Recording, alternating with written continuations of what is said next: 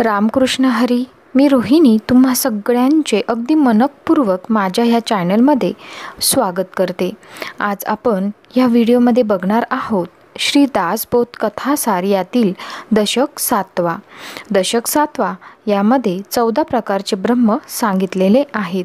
तर आपण समास 1 ते समास 10 हे बघणार आहोत.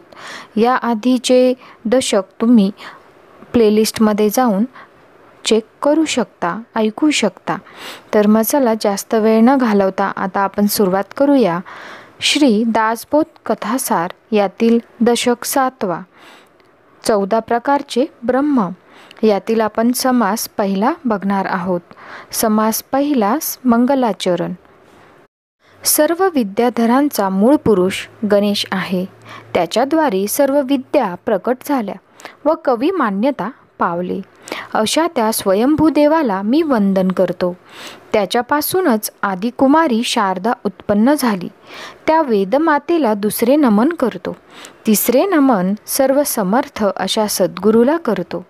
पुढे साधुसंत आणि सज्जनांना वंदन करून निरूपणाला आरंभ करतो. संसार हा एखाद्या लांबलचक स्वप्नासारखा आहे आणि त्यालाच लोक लोभामुळे चिटकून राहतात. प्रत्येक गोष्टीला माझी माझी म्हणून कवटाळतात. या मोहाच्या अंधारात ज्ञानरूपी सूर्य नाही आणि सत्वाचे चांदणेही नाही.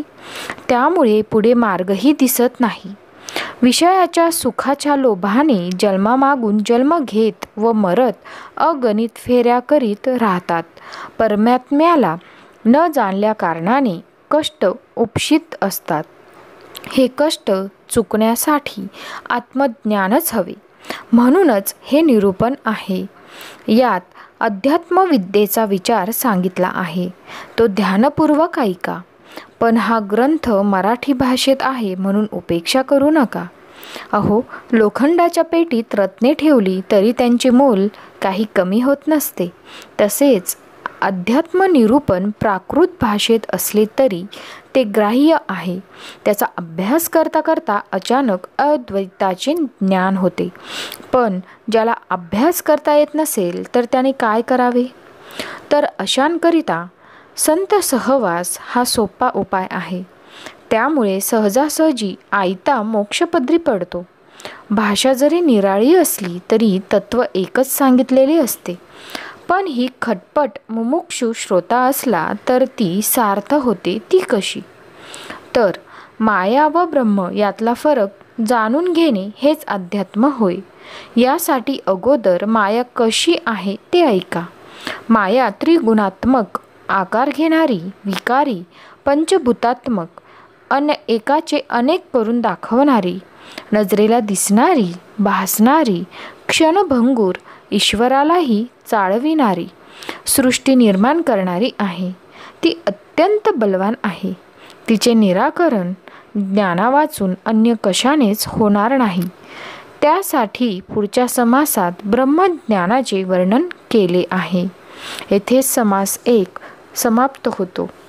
आता आपण बघूया पुढील समास. समास 2. ब्रह्म कसे आहे? ब्रह्म निर्गुण आहे. त्याला आकार, विकार, संग, आदि व अंत यापैकी काहीच नाही. ते सर्व व्यापक, शाश्वत, अचल, अढळ, कल्पनेच्याही पलीकडे आहे.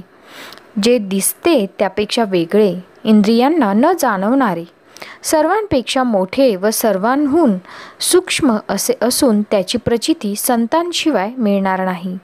त्याला अनेक नावे देतात, पण खरे म्हणजे त्याला नावच नाही. त्यासाठी कोणतीच उपमा नाही. ते मनाने सुद्धा जाणता येणार नाही आणि तिथे कल्पनासुद्धा पोचू शकत नाही. मग ते काय केल्याने प्राप्त होईल? तर केवळ सद्गुरूपासूनच ते मिळेल. खजिना भरलेला असला तरी किल्ली नसेल तर काही उपयोग नसतो. तोच न्याय इथे आहे. त्या परब्रह्माची प्राप्ती होण्यासाठी सद्गुरू कृपा हीच किल्ली आहे. तिच्यामुळे द्वैताचा अडसर दूर होतो व असे सुख मिळते की जे मन, बुद्धी व कल्पना यांच्याही पलीकडे आहे. मीपणा सुटला तरच ते मिळते. मी म्हणजे जीव अशी समजूत आहे हेच अज्ञान आहे. ते नष्ट झाले की मग फक्त शुद्ध ज्ञानच उरते. तिथे मी, तू, उंच नीच असा काहीच फरक नसतो. स्त्री पुरुष, सोवळे ओवळे असा भेदही नसतो. ते सर्वांसाठी सारखेच असते. त्याची प्राप्ती होणे हीच खरी विश्रांती. साधू वेगवेगळे दिसले तरी ते अंतर्यामी एकरूपच असतात. त्या स्वरूप स्थितीमध्ये नवे जुने, अधिक उणे असे नसते. पण त्यासाठी देहाची जाणीव मात्र सुटली पाहिजे. नाहीतर जन्मापाठोपाठ जन्मास येणे चालूच राहते. देहबुद्धी सोडली की सत्य ब्रह्मात तो एकरूप होऊन राहतो. ते ब्रह्म कसे असते ते मजला सांगावे असे शिष्याने विचारले असता तेव्हा गुरूंनी त्याला उत्तर दिले की अरे, ते एकच आहे, तरी त्याची प्रचिती मात्र वेगवेगळ्या तऱ्हेने येते. त्याला नाव किंवा रूप नसूनही अनुभवी लोकांनी निरनिराळ्या नावांनी त्याचे वर्णन केले आहे. उदाहरणार्थ निर्मल, निश्चल, निवांत, निजानंद, अरूप, अलक्ष्य, अगोचर, अच्युत, अनंत, अपरंपार, अदृश्य, अतर्क्य वगैरे. त्याशिवाय नाद, ज्योती, बिंदू, चैतन्य, सत्ता, साक्षी असे म्हणतात. याखेरीज शून्य, सनातन, सर्वज्ञ, सर्वेश्वर, सर्वात्मा, जगजीवन अशी किती म्हणून नावे सांगावीत. तिथेच खरी विश्रांती आहे. तोच आदिपुरुष व आत्माराम आहे. त्याची काहीशी कल्पना यावी म्हणून शास्त्रांनी 14 प्रकारची ब्रह्मे सांगितलेली आहेत. ती ऐका. पण मूळ ब्रह्म मात्र या 14पेक्षा वेगळेच आहे. हे मात्र पक्के ध्यानी असू दे. येथे समास 2 समाप्त होतो. आता आपण समास 3 बघणार आहोत. समास 3 मध्ये ब्रह्माचे 14 प्रकार सांगितलेले आहेत. तर मग चला बघूया. आता ब्रह्मज्ञान सांगतो. रत्न मिळवण्यासाठी आधी माती दूर सारावी लागते. त्याचप्रमाणे सत्य ब्रह्म म्हणजे काय ते ओळखण्याआधी 14 ब्रह्मे व त्यांची लक्षणे ऐक. त्यांची नावे: 1. शब्द ब्रह्म. 2. ओम इति एकाक्षर ब्रह्म. 3. खम ब्रह्म. 4. सर्व ब्रह्म. 5. चैतन्य ब्रह्म. 6. सत्ता ब्रह्म. 7. साक्षी ब्रह्म. 8. सगुण ब्रह्म. 9. निर्गुण ब्रह्म. 10. वाच्य ब्रह्म. 11. अनुभव ब्रह्म.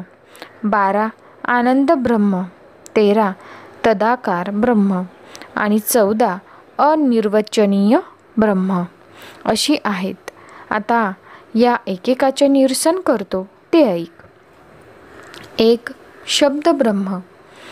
मुळात हा शब्द मायेचा गुण आहे, म्हणूनच अशाश्वत आहे, अर्थात तो ब्रह्म नव्हे. 2. ओम हे एकाक्षर म्हणजे ब्रह्म नव्हे, कारण ब्रह्मापाशी क्षर व अक्षर असा भेदच नाही. 3. खम अर्थात आकाश म्हणजेच शून्य, पण त्याचा अर्थ ज्ञानामुळे कळतो, अर्थात शून्य हा ज्ञानाचा विषय आहे, अशाश्वत आहे, तेव्हा ते ब्रह्म नव्हे. 4. सर्वच ब्रह्म असे म्हणता येणार नाही, कारण दिसते व भासते त्याला अंत असतोच, मग ते अनंत कसे? 5. चैतन्य हे जडाच्या हालचालीमुळे प्रत्ययास येते, ते जडावर अवलंबून आहे, अर्थात निरालंब ब्रह्म असे काही त्यास म्हणता येणार नाही. 6 व 7. सत्तेसाठी व साक्षीत्वासाठी दुसरे काहीतरी वेगळे असावे लागते, म्हणून ही सुद्धा ब्रह्मे नव्हेत. 8. सगुण ब्रह्म हे सुद्धा ब्रह्म नव्हे, कारण सगुण हे नाशिवंत असते. 9. निर्गुण ब्रह्म कशाला म्हणावे? ब्रह्माच्या ठिकाणी गुण मुळी नाहीतच, मग आणखी वेगळे निर्गुण ते काय? 10. शब्द हा ज्या वस्तूचा संकेत देतो ती वस्तू वाच्य व शब्द हा वाचक. पण शब्दच उत्पत्ती, स्थिती व लयात्मक असल्यामुळे त्याच्या लक्षांशाला वाच्य ब्रह्म म्हणता कसे येईल? 11 व 12. आनंद व अनुभव या दोन्ही मनाच्या वृत्ती आहेत, म्हणून ते काही ब्रह्म नव्हे. 13. तदाकार ब्रह्म हा शब्दसुद्धा अपूर्ण आहे, कारण चित्त जेव्हा ब्रह्माकार होते तेव्हा तिथे द्वैतच उरत नाही. 14. म्हणून जे बोलून दाखवता येत नाही तेच अनिर्वाच्य ब्रह्म होय. तीच समाधी, तोच सिद्धांत व वेदांचा अंतही तिथेच होतो. म्हणून कल्पना करणे सोडून द्यावे. पण कल्पना जर करणे असेल तर निर्विकल्पाचीच करावी, म्हणजे पुढे ती कल्पनाही उरणार नाही व निर्विकल्प अवस्था प्राप्त होईल. ब्रह्म ही काही उचलून देता येण्यासारखी वस्तू नव्हे, त्याचा साक्षात्कार सद्गुरु वचनानेच होतो. येथेच समास 3 समाप्त होतो. आता आपण बघूया समास 4. विमल ब्रह्म म्हणजे काय? हे जे ब्रह्म आहे ते अंतराळाप्रमाणे अरूप व अमर्याद असून त्यापेक्षाही निर्मळ आहे. त्याने ब्रह्मांड व्यापले आहे. ते जिथे नाही अशी कणभरही जागा नाही. ते अणुरेणूला आतून व बाहेरून व्यापून आहे, पण ते कमी किंवा जास्त असे म्हणता येत नाही. सृष्टी उत्पन्न होण्यापूर्वी व नष्ट झाल्यानंतरही ते असतेच.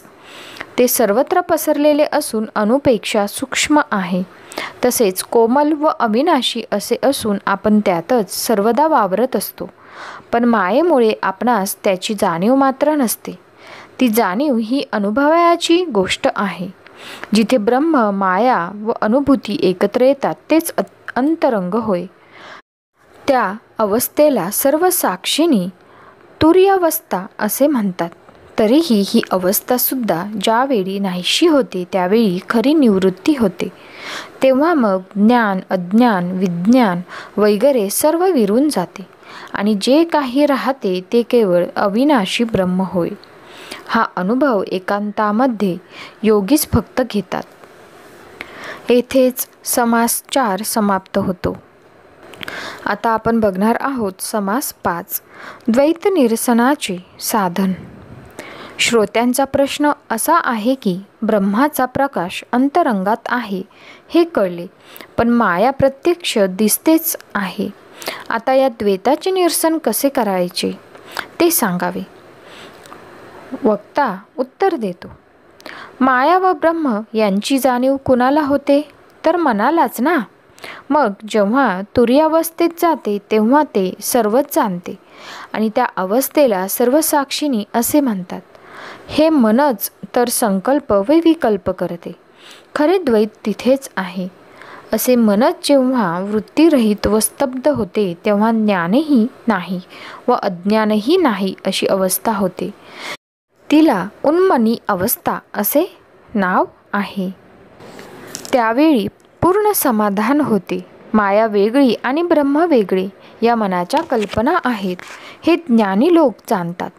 मनच ब्रह्माला साक्षी, चेतन, सत्ता असे गुण चिकटवते आणि माया मिथ्या असे म्हणते. ब्रह्माच्या ठिकाणी तुझा भावच नाही तर मग साक्षी भाव तरी कुठला? हे सर्व मनाचेच खेळ आहेत. मनच कल्पना करते व तिचे निवारणही करते. म्हणून कल्पना जर साधन मार्गास लावली तरच तरुणोपाय आहे, नाही तर पतन हे ठरलेलेच आहे. आता हे साधन करावयाचे म्हणजे काय करायचे? तर मनानेच कल्पना करीत जावे की दृश्य हे नाशिवंत असून ब्रह्म हेच शाश्वत व सत्य आहे. सदानकदा याच विचारात असावे. जसा काट्याने काटा काढतात तसाच न्याय इथेही लावावा, म्हणजे आपण स्वरूपाकार होतो. परंतु हा निश्चय कणभर जरी ढळला तरी त्या क्षणी द्वैत उसळून येईल. असे होऊ नये यासाठी अखंड श्रवण असावे. आता वरील सर्व विवरणाचे तात्पर्य असे की तुझा भाव जिथे उत्पन्न होतो ते स्थान तू नव्हेस. येथे समास 5 समाप्त होतो. आता आपण बघणार आहोत समास 6. बद्ध कोण व मुक्त कोण? श्रोता पुन्हा विचारतो की अहो, तुम्ही ब्रह्मनिरूपण केले तेवढा वेळ मी तदाकार झालो. सदैव तसेच असावे असे वाटते आहे.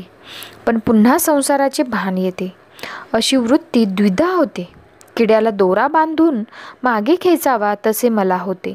ही ओढाताण सहन होत नाही. एक टोक गाठता येत नाही. उपदेशाच्या वेळी वृत्ती उठत नाही, त्यावेळी देह पडावा हे उत्तम वाटते.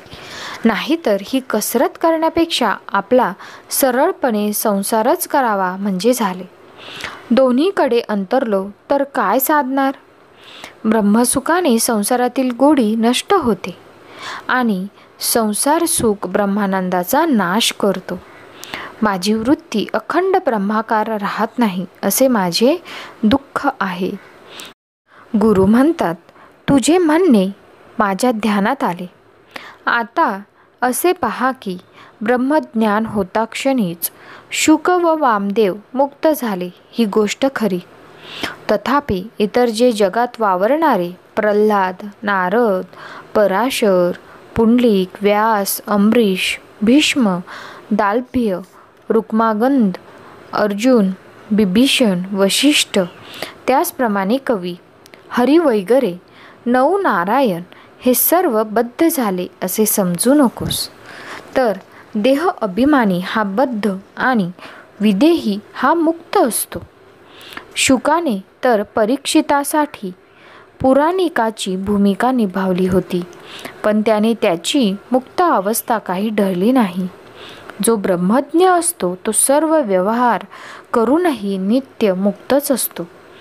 या मागचे रहस्य असे आहे की त्याला बंधन किंवा मुक्ती ही जाणीव नसते.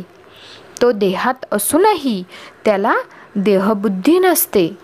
नाव व रूपाच्या पलीकडे जो गेला आणि मीपणा विसरला त्याला कोणताच अडसर उरत नाही. बद्धता व मुक्तता या कल्पनाचाच निराधार आहेत व म्हणूनच त्या खोट्या आहेत. जो तत्व जाणतो तो नेहमी परमपवित्रच असतो.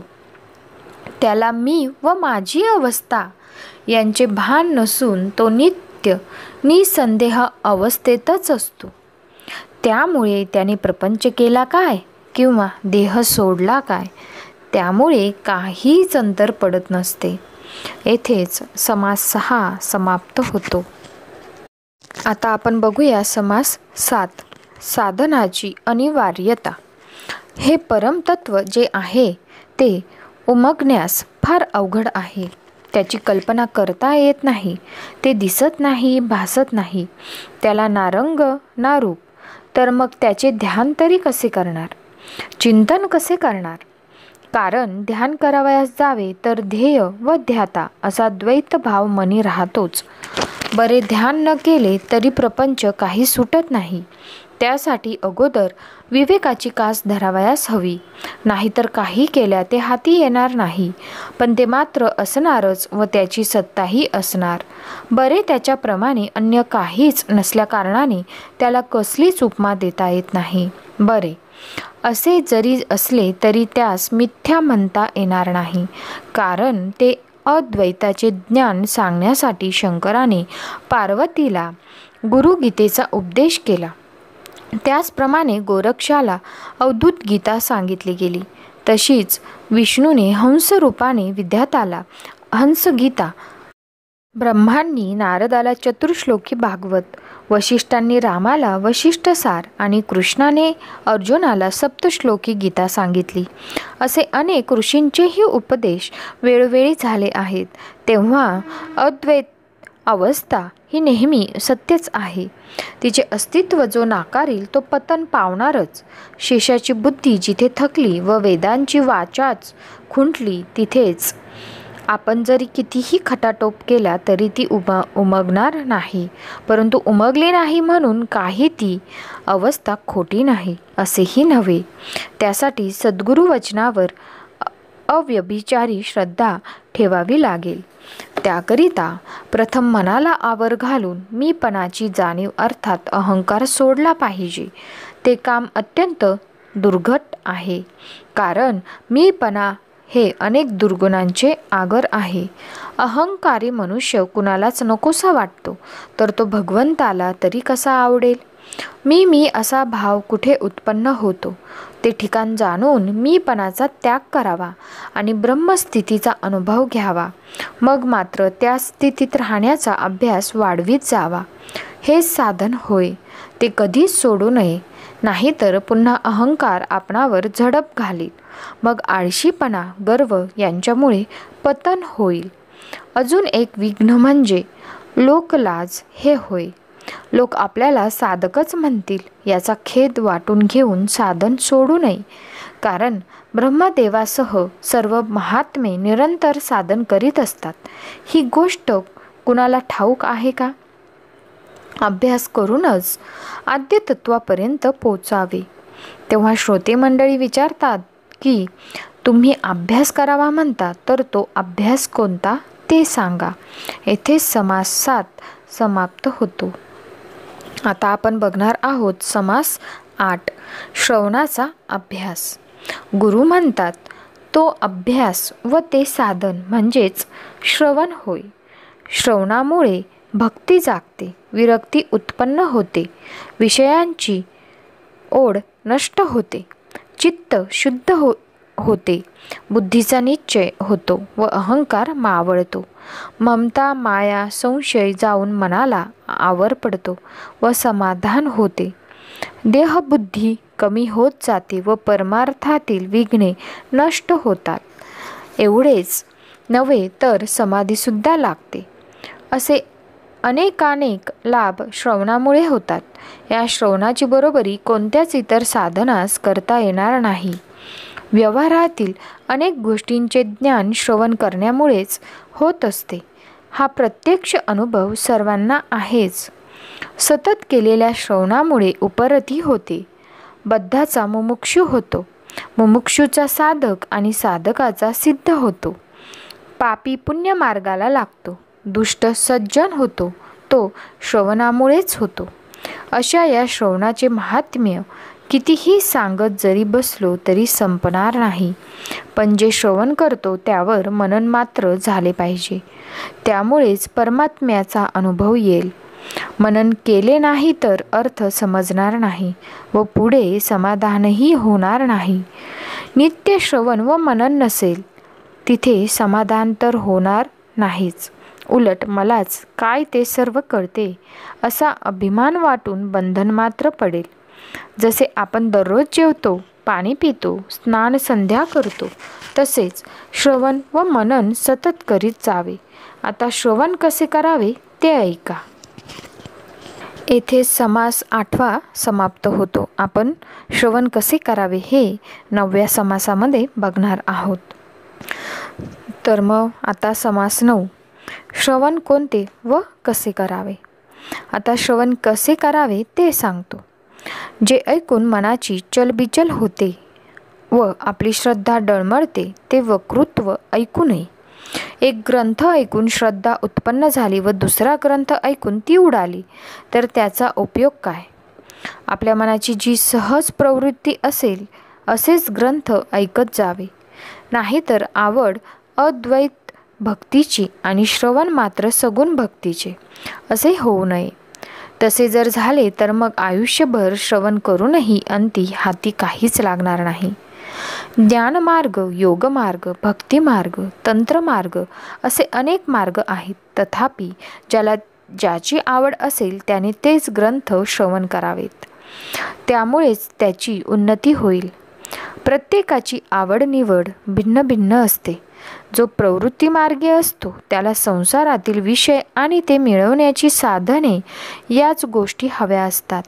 कंजूस असेल त्याला धनदौलत, योगाची आवड असणाऱ्याला योग साधन, रोग्याला औषध, विद्वानाला शास्त्रचर्चा, भाविकाला भजन, संगीताची आवड असणाऱ्याला गायन वादन, विषयी असेल त्याला शृंगारिक ग्रंथ अशी आवड असते. टवाळखोराला टिंगल टवाळी आवडते तर भांडखोराला वादविवाद आवडतो. अशी वेगवेगळी आवड असणारे लोक तसेच ग्रंथ वाचतात आणि मैत्रीसुद्धा तशाच लोकांशी करतात. पण ज्यामुळे परलोकी कल्याण होणार नसेल तर ते श्रवण कामाचे नाही, त्याने फक्त करमणूक होईल. जे ऐकून आत्मज्ञानाकडे मन वळते तेच खरे श्रवण, तेच खऱ्या अर्थाने परमार्थाचे साधन आहे. इतर असंख्य विषयांचे ज्ञान सांगणारे जे ग्रंथ आहेत त्यांच्यामुळे केवळ मनात गोंधळच उत्पन्न होणार. म्हणून ज्यात नित्य व नश्वर काय, सार कोणते व असार कोणते याचे विवेचन असेल तोच ग्रंथ उद्धार करणारा असतो. येथेच समास 9 समाप्त होतो. आता समास बघूया 10वा.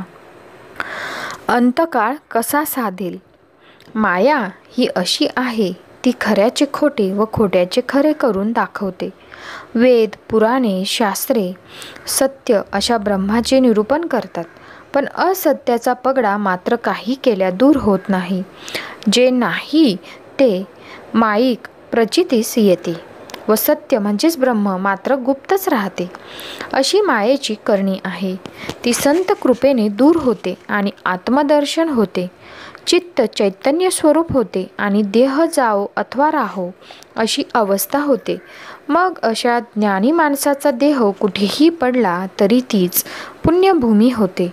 तीर्थक्षेत्रांना पावित्र्य अशाच साधूंमुळे मिळते. देह कुठे, कधी व कसा पडावा याचा विचार सामान्य जन करतात, पण योगी हा जीवनमुक्तच असल्यामुळे त्याला असा काही नियम नाही. जिवंतपणी काही साधन भजन जर केलेच नाही तर अशा अभक्तांचा अंतकाळ कसा साधेल बरे. जो जीवनमुक्त व ज्ञानी असतो तो मायेला ओलांडून गेला असल्यामुळे सदा पवित्र असतो. त्याची सेवा व भजन केल्याने कितीतरी लोक पावन होतात. जो संतांना शरण जातो तो संत स्वरूपच होतो. असे संतांचे सामर्थ्य आहे. संत संगती एवढे श्रेष्ठ साधन दुसरे कोणतेच नाही. ज्याच्यावर सद्गुरु कृपा होते अशा साधकाने गुरुभजन करीत जावे. गुरुभजन हाच खरा परमार्थ आहे. गुरुचे समाधान हेच परमार्थाचे मूळ आहे. जशी बालकाला आई तसाच शिष्याला सद्गुरु होय. तो अनेक उपाय योजून शिष्याचे कल्याणच करतो. म्हणून ज्याला सद्गुरु सेवेची संधी मिळते तोच धन्य. आता यापेक्षा जास्त सांगण्याजोगे काही उरले नाही. स्पष्ट शब्दात सांगायचे तर सद्गुरु भजनासारखा दुसरा मोक्षदायक मार्गच नाही. ज्याला हे पटणार नाही त्याने गुरुगीता पहावी. ज्या ग्रंथात अद्वैत निरूपण असते तो कमी प्रतीचा समजू नये. मग तो प्राकृत भाषेत का असेना. अहो, मोती शिंपल्यात असते म्हणून त्याचे मोल काही कमी होत नसते. येथेच दशक 7व्यामधील समास 1 ते 10 समाप्त होतात. आता आपण पुढील व्हिडिओमध्ये बघणार आहोत दशक 8व्यामध्ये मायोद्भव नामक ज्ञान. त्यामध्ये समास 1 ते समास 10 पर्यंत आपण ऐकूयात. तोपर्यंत जय जय रघुवीर समर्थ.